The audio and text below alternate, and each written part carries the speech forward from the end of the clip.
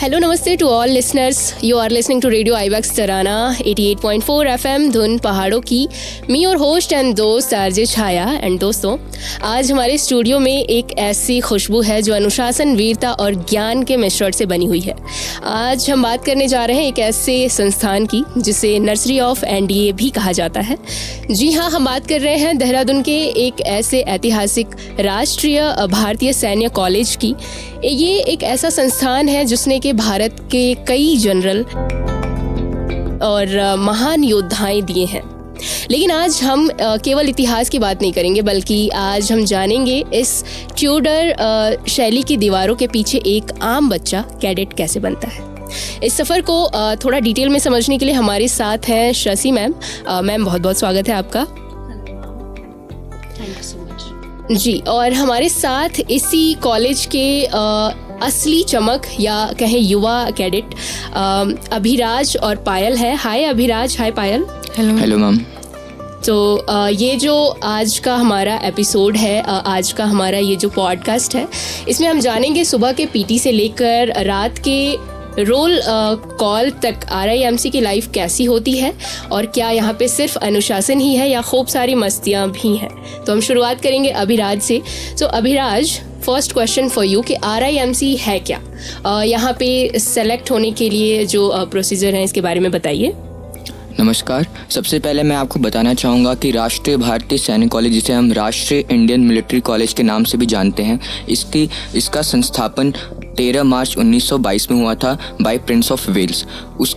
उसी समय के बाद से उससे हम PWREMC के नाम से जाना करते थे, जिसे Prince of Wales Royal Indian Military College भी कहते हैं. और इंडिपेंडेंस के बाद हमने इसका नाम चेंज करके राष्ट्रीय भारतीय सैन्य कॉलेज कर दिया गया. जिसके एडमिशन प्रोसीजर की अगर मैं बात करूं तो सबसे पहले आपको फॉर्म फिलअप करना पड़ता है, जो कि आप RIMC के ऑफिशियल वेबसाइट पर जाकर, जिसका नाम है www.remc.edu.in है, वहाँ पे जाके आप ऑनलाइन फॉर्म मंगा सकते हैं अपने घर पे, और उसको फिलअप करने के बाद आप RIMC में सबमिट कर सकते हैं और by post you will get admit card. और उसके बाद पहला प्रोसीजर जो आता है वो आता है रिटन्स का. उससे पहले कुछ क्राइटेरियाज होती हैं जो आपके बच्चे को पूरी करनी होती है. सबसे पहला जो होता है कि आपका बच्चा जो है, जो एज ग्रुप होती है वो 11.5 से 13 साल के बीच में होनी चाहिए. और दूसरा जो क्राइटेरिया होता है वो या तो 7th स्टैंडर्ड में पढ़ रहा होना चाहिए या तो वो 7th स्टैंडर्ड पास आउट हो रखा होना चाहिए. नाउ थर्ड थिंग कि आपने बहुत बार सुना होगा कि RIMC का जो एग्ज़ाम होता है बहुत टफ होता है. ऐसा इसलिए कहते हैं लोग क्योंकि जो RIMC का एग्ज़ाम होता है वो मोस्टली सब्जेक्टिव होता है. ये मेनली 3 सब्जेक्ट कॉम्प्राइज करता है, जिसमें सबसे पहला होता है मैथ्स, जो कि 200 मार्क्स का होता है, जो 50% ऑफ द वेटेज कैरी करता है. ये सब्जेक्टिव होता है. और जो दूसरा सब्जेक्ट है इंग्लिश, ये 125 मार्क्स कैरी करता है और ये भी सब्जेक्टिव पेपर होता है. तो जिसकी वजह से जो RIMC का एग्ज़ाम है वो थोड़ा टफ हो जाता है. और दूसरी चीज़ जो इसे और ज़्यादा टफ बनाती है वो है इसका सिलेक्शन रेट. जो आपने सुना होगा कि ऑन एन एवरेज जो RIMC है हर स्टेट से केवल एक बच्चा सिलेक्ट करती है. तो जिसकी वजह से ये थोड़ा और डिफ़िकल्ट हो जाता है, क्योंकि आपको अपने स्टेट के मेरिट लिस्ट में टॉप आना होता है अगर आप इसमें एडमिशन लेना चाहते हैं तो. अब हम बात करते हैं तीसरे सब्जेक्ट की, जो कि जनरल अवेयरनेस, जो कि 75 मार्क्स का होता है. और यही एक ऐसा पेपर है RIMC के एग्जामिनेशन में जो ऑब्जेक्टिव होता है, ना कि सब्जेक्टिव. अब हम बात करें दूसरे स्टेप की. अगर आपका बच्चा इन तीनों सब्जेक्ट में क्वालिफाई कर लेता है तो आपके बच्चे को इंटरव्यू के लिए बुलाया जाता है, जो आपके स्टेट के सेंटर में होता है, मोस्टली होम मिनिस्ट्री में, जहाँ पे एक पैनल बैठती है जो कि आर्मी ऑफिसर्स और कुछ एजुकेशन बोर्ड के ऑफिसर्स को कंप्राइज करती है, जो कि 50 मार्क्स का होता है. ओवरऑल जो RIMC का पेपर होता है वो 400 मार्क्स का होता है और जो इंटरव्यू होता है वो 50 मार्क्स का होता है.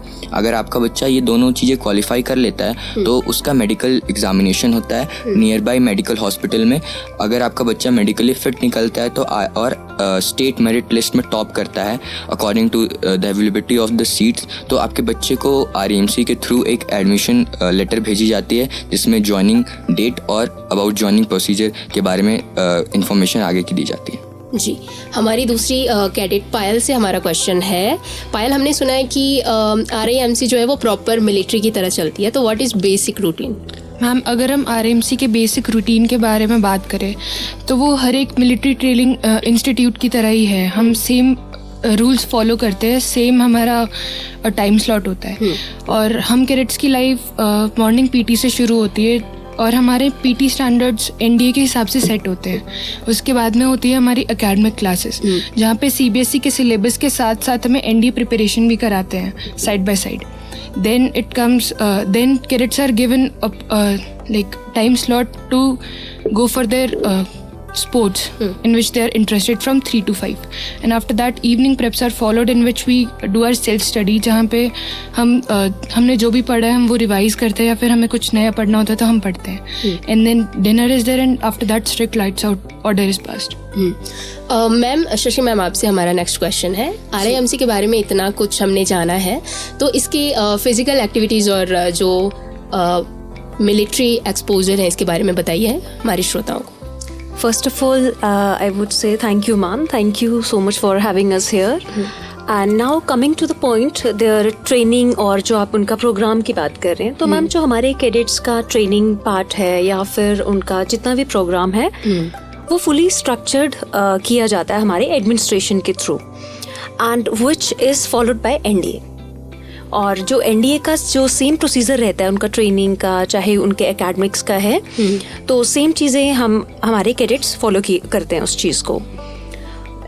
लेकिन हमें क्या है कि like RIMC is not just a school. तो हमें यहाँ पर सिर्फ एक बच्चे को सिर्फ एक सीबीएसई का सिलेबस ही नहीं कंप्लीट करवाना है, because our goal is NDA. जैसे कि आपने सुना होगा आरआईएमसी राष्ट्र इंडियन मिलिट्री कॉलेज, तो आप नेम में ही एक वो जो भारीपन है, वेटेज है, आप फील कर सकते हैं. तो यहाँ पर एक्चुअल में हम एक बच्चा ही नहीं, एक ऑफिसर कैडेट तैयार करते हैं मैम. तो उसके साथ साथ उस एक बच्चे को जहाँ एक सीबीएसई का सिलेबस कवर करना है, उसको सिलेबस के साथ साथ एनडीए की भी प्रिपरेशन करनी है. एक्चुअल में एक ऑलराउंडर कैडेट प्रिपेयर करना है हमें. आई वुड से एक ऑलराउंडर ऑफिसर प्रिपेयर करना है, जिसे हर एक फील्ड में खड़े होना है और हर एक फील्ड में उसे अपना 100% देना है. तो ट्रेनिंग का जैसे है नॉर्मल स्पोर्ट्स जो बाकी सब स्कूल्स में रहता है, all those activities are there in RIMC also.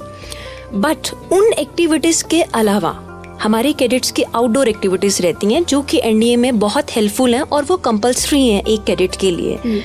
Like swimming test रहता है, जो स्विमिंग जो है वो कंपल्सरी है एक ऑफिसर कैडेट के लिए. तो ये स्विमिंग हमारे आरआईएमसी में रहती है.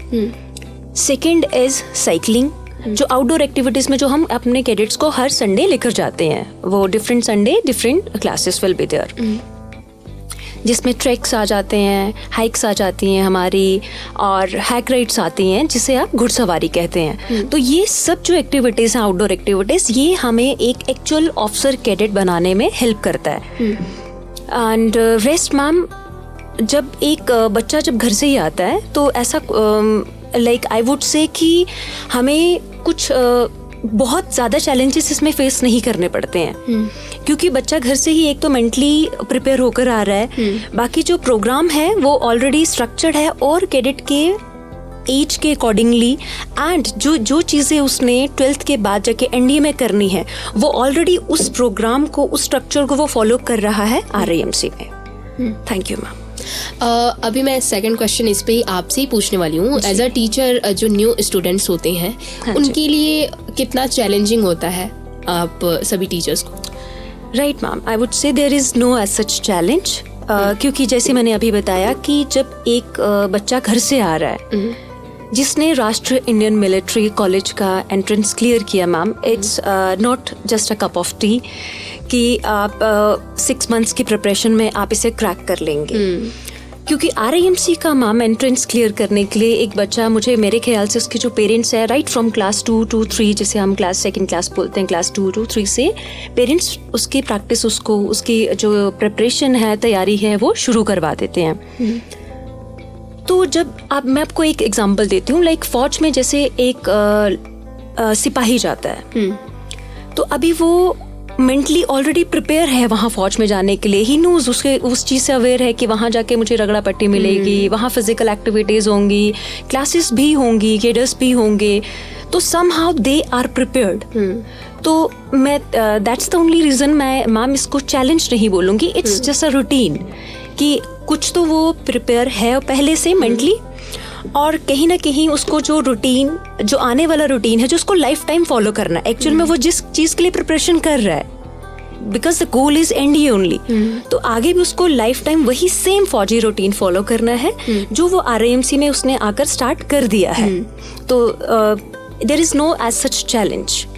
एक नॉर्मल रूटीन है जो उसे फॉलो करना है। यस, आई वुड से कि थोड़ा सा टाइम लगता है, बिकॉज घर के माहौल को छोड़कर अचानक से एक फौजी रूटीन स्टार्ट करना, ma'am, it's not easy at all. छोटा सा बच्चा है, आप देखेंगे कि आज के टाइम में जो बच्चे हैं, लाइक मदर्स की एक सपोर्ट रहती है, इतनी सपोर्ट रहती है कि एक उनकी यूनिफॉर्म से लेकर बच्चे का स्कूल बैग पैक करने के साथ साथ लंच बॉक्स भी उसको पैक करके दिया जाता है बैग में, है ना। तो जब वो स्विच करता है इन सब एक्टिविटीज में से, तो ऑन द स्पॉट थोड़ा सा डिफिकल्टीज आती हैं कि जहाँ उसको ये सब चीज़ें खुद करनी है। मॉर्निंग में उठना है, खुद से उठना है, मॉर्निंग पीटी ग्राउंड में रिपोर्ट करनी है टाइम से। तो yes, it will take time, but वक्त के साथ साथ धीरे धीरे हमें, लाइक हमारे फौजी जैसे कल्चर रहता है कि जब भी एक बच्चा आ रहा है तो हमारे लाइक कॉलेज में there is a culture of CGs. CG is cadet guardian, ma'am. तो हर एक बच्चे के ऊपर एक कैडेट गार्जियन रहता है जो प्रॉपर उसको लीड कर रहा है, हर जगह उसके साथ चल रहा है कि उसको proper dining table, ma'am, etiquette से लेकर चलने का तरीका, ड्रिल में उसकी हेल्प कर रहा है, और एकेडमिक्स में, स्पोर्ट्स में, जो एक्चुअल में आरआईएमसी का कल्चर उसे सिखा रहा है। तो there is no as such challenge, बस एक रूटीन है जो थोड़ा सा वक्त लग रहा है बच्चे को, और इस चीज़ को एडमिनिस्ट्रेशन भी बहुत अच्छे से समझता है, eight the same time with the teachers also.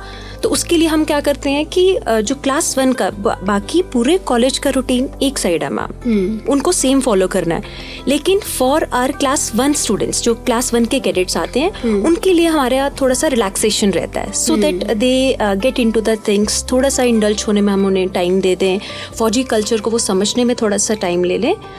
तो there is no as such difficulty. Okay, तो हम समझ सकते हैं कि एकदम से अपना कंफर्ट जोन छोड़ के एग्जैक्टली ऐसे फौजी लाइफ जीना। तो next for you Abhiraj, how are academics, sports and discipline manage together? सबसे पहले मैं बात करना चाहूँगा कि जब हम फर्स्ट टर्म में एज ए कैडेट ज्वाइन करते हैं आरईएमसी को, तो जब हम आरईएमसी में नहीं होते हैं तो केवल हमारा जो मेन मोटिव होता है वो होता है स्टडीज़। उससे पहले जो हमारा मेन मोटिव होता है आरईएमसी का रिटन एग्ज़ाम क्रैक करना। तो जो बच्चा होता है बहुत स्टूडियस बन जाता है, और आरईएमसी में आने के बाद, जैसा कि अभी मैंने आपको पहले भी बताया कि sports are there, all type of outdoor activities are there, तो उसको साथ में कोप अप करना इतना ईजी नहीं होता। तो इट टेक्स टाइम, लेकिन स्लोली वंस इट कम्स, हमें टाइम स्लॉट दिए जाते हैं। जैसे कि पायल ने पहले बताया कि उठने के साथ साथ हम पीटी करते हैं, तो फिर हम एकेडमिक क्लासेस में जाते हैं, तो हमें अलग अलग टाइम स्लॉट्स प्रोवाइड किए जाते हैं जिसमें कि हम अलग अलग स्पीयर्स में हम अच्छा कर पाएँ। जैसे सुबह एकेडमिक्स आर्ट्स में जाते हैं, हम एकेडमिक्स पे फोकस करते हैं, सुबह पीटी में जाते हैं, अपने फिजिकल स्टैंडर्ड्स पे फोकस करते हैं। तो इन सब चीज़ों से क्या होता है, जो कैडेट है वो सारे स्फीयर्स में धीरे धीरे अच्छा होने लगता है, और सबसे ज़रूरी बात कि वो टाइम मैनेजमेंट सीख लेता है, और टाइम मैनेजमेंट के थ्रू ही वो इन सारी चीज़ों में अच्छा परफॉर्म करने लगता है। तो और साथ ही साथ जो हमारे, जैसे कि मैम ने बताया कि कैडेट गार्जियंस होते हैं, हमारा एक आरईएमसी का कल्चर है कि सभी फर्स्ट टर्मर्स को, जो नए बच्चे आते हैं, उन्हें एक कैडेट अपॉइंट किया जाता है, सीनियर कैडेट, जो कि उसका कैडेट गार्जियन होता है। तो वो उसको हेल्प करता है आरईएमसी के कल्चर को समझने में, उसको टाइम मैनेजमेंट सिखाता है कि आरईएमसी में actually how you have to work, how you have to do things. So ये सारी चीज़ें, और साथ ही साथ एडमिनिस्ट्रेशन भी हमें बहुत टाइम देती है for like 1 2 months 3 months, so that we can get into the routine. So ये सारी चीज़ें हमें सिखाई जाती हैं, तो कुछ हमें एक्स्ट्रा प्रेशर नहीं दिया जाता एज अ फर्स्ट टर्मर। तो slowly with time everything comes on the path. Okay, और पढ़ाई के ट्रेनिंग के साथ साथ आउटडोर एक्टिविटीज़ क्या क्या होती हैं, और इससे कैसे मैनेज करते हैं आप लोग? अगर मैं आउटडोर एक्टिविटीज़ की बात करूं, तो जैसे कि अभी हम जोशीमठ में बैठे हैं, तो ये भी एक आउटडोर एक्टिविटी का ही पार्ट है हमारे, इसे हम मिड टर्म हाइक्स कहते हैं। तो एक्चुअली जो हमारा एक टर्म होता है वो 4.5 months का होता है। तो उसमें जो मिड टर्म होता है उसमें हमें अलग अलग ब्रिगेड्स, अलग अलग रेजिमेंट्स में भेजे जाते हैं, अलग अलग क्लासेस को एज अ क्लास। तो इससे क्या होता है कि हाँ कैडेट्स को एक्सपोजर मिलता है, हमें पता चलता है कि एक्चुअली में जो आर्म फोर्सेज हैं वर्क कैसे करती हैं, हमें सीनियर ऑफिसर्स से मिलने का मौका मिलता है, इंटरेक्ट करने का मौका मिलता है और उससे बहुत ज़्यादा मोटिवेशंस मिलता है और हमें पता चलता है कि एक्चुअली में आर्म फोर्सेज हैं क्या, वो वर्क कैसे करते हैं और हमें बहुत सारी नई चीज़ें जानने को मिलती हैं आर्मी, एयरफोर्स और नेवी के बारे में। तो हमारे लिए आगे चल के बहुत ईजी हो जाती हैं चीज़ें, हमें इंफॉर्मेशन मिल जाता है तो हमें डिसाइड करने में बहुत ईजी होता है कि हमें आगे चल के क्या करना है, किस फोर्सेस को ज्वाइन करना है एंड ऑल। ओके पायल, आपके लिए है एज अ गर्ल कैडेट आपको क्या क्या आप लोगों को चैलेंजेस फेस करने पड़ते हैं, किस तरह के चैलेंजेस होते हैं? यस अगर मैं एक गर्ल कैडेट के तौर पे बात करूं तो सबसे पहले मैं ये कहना चाहूँगी कि लोगों की ये मेंटालिटी होती है that girls they are not equal to boys, but it's wrong ma'am. And as we know that in 2022 Supreme Court pass this order that girl cadets will be inducted in NDA as well as in RMC. Right. So it's a very big thing. It's a very big step towards the development. Then I'll say that we don't face any challenges as such, and we are on par with boy cadets. Let it be for academics, sports, co-curricular or discipline. We are moving together, and at last we have to become officers only. It won't be like that. We are ladies, so we are not equal to them. We'll be equal only. Right Abhiraj, आप मुझे बताइए what are the biggest challenge a new student face after joining? अगर मैं अपनी personal experience की बात करूँ ma'am, तो जब मैंने सबसे पहली बार RMC में स्टेप किया था तो I was also very much nervous, क्योंकि इतने बड़े एग्ज़ाम को क्रैक करने पर RMC में पढ़ना like it was a dream for me. और जब मैंने इस एग्ज़ाम को क्रैक किया तो I was very much excited also और at the same time I was nervous also कि फर्स्ट टाइम मैं किसी ऐसे मिलिट्री इंस्टीट्यूशन में जा रहा हूँ, वहाँ पे बहुत सारी नई चीज़ें सीखने को मिलेंगी। I was ready to learn also, at the same time I was afraid also कि I will be able to do the things properly or not. Yeah. But as I entered, so first thing, the problem faced by first timers is homesickness. As you all know that some students they had not gone to hostels or some like day boarding schools earlier. So just from the home switching to this military institution mode is not easy. Coping up the things, as I mentioned earlier also, you have to this manage academic also, you have to manage your physical standard also, sports also, and at the same time discipline also. So it's not an easy task, but with time everything comes like we get to adjust to the routine. It takes time, and we have got our seniors, we have got cadet body also, we have got administration also together. So administration and cadet body, they coordinate among themselves and gives that time to us to get into that routine and move forward in that place. So the last one ma'am for you, अगर कोई बच्चा RIM से join करना चाहता है तो उसे किन किन बातों का ध्यान रखना बहुत ज़रूरी है? मैम फिलहाल तो अभिराज ने बहुत I think I would say कि डिटेल में and beautifully the way he has expressed कि ma'am briefing it was good only. उसने बहुत अच्छे से ब्रीफ कर दिए चीज़ों को कि the first priority is mathematics, then the interview is there, the medical checkup. But still I would say कि एक पेरेंट्स जो हैं रिटन तो is the priority only, because gateway तभी ओपन होंगे अगर आप रिटन क्लियर करोगे, only then you would go for the this interview and the medicals. But उससे पहले क्या है, एक सेल्फ सेटिस्फेक्शन के लिए आई वुड से कि एक पेरेंट्स एक प्रायर मेडिकल चेकअप करवा लें अपने बच्चे का। रेस्ट एक बच्चे को उसके साथ साथ थोड़ा सा अपने स्पीकिंग स्किल्स पे, सोशल स्किल्स पे वो वर्क कर ले घर पे, ताकि इन फ्यूचर उसको जब वो क्लियर कर रहा है, एंट्रेंस क्लियर करने के बाद जो उसका इंटरव्यू है उसमें उसको कुछ ज़्यादा मुश्किलें ना फेस करनी पड़े। And yes, rest to ma'am, we are there for them once they clear their entrance, pass their interview and everything.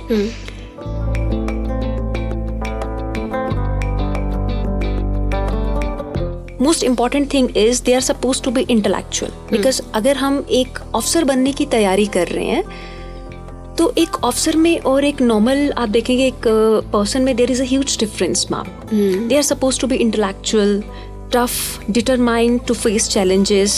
Most importantly, they are supposed to be kind enough. Right. And discipline. तो अगर घर से ही बच्चे का routine थोड़ा सा बच्चे को हम डिसिप्लिन में ढाल लें, जैसे मॉर्निंग अर्ली मॉर्निंग उसके उठने का जो टाइम है, हम वहाँ से लेकर आफ्टरनून में उसको थोड़ा सा गेम्स की तरफ हम ले जाएं, तो इससे क्या होगा कि इन फ्यूचर बच्चे को डिफ़िकल्टीज थोड़ी सी कम फेस करनी पड़े। इनफैक्ट आई वुड से कि कम हो जाएंगी डिफ़िकल्टीज। तो रेस्ट अगर जैसे कुछ भी अपडेट्स हैं या सिलेबस है, everything is there on the official website of RIMC, that is www.rimc.edu.in ma'am. Everything is there. Okay, thank you so much. आज का ये पॉडकास्ट उनके लिए सबसे ज़्यादा हेल्पफुल होने वाला है जो कि पेरेंट्स हो या बच्चा जो RIMC ज्वाइन करना चाहता है। तो आप लोगों ने इतनी डिटेल में जो RIMC के बारे में इतनी सारी जानकारियाँ दी हैं, बहुत बहुत शुक्रिया। बहुत कीमती टाइम निकाला आप तीनों ने। Thank you ma'am, thank you so much from the entire team of RIMC।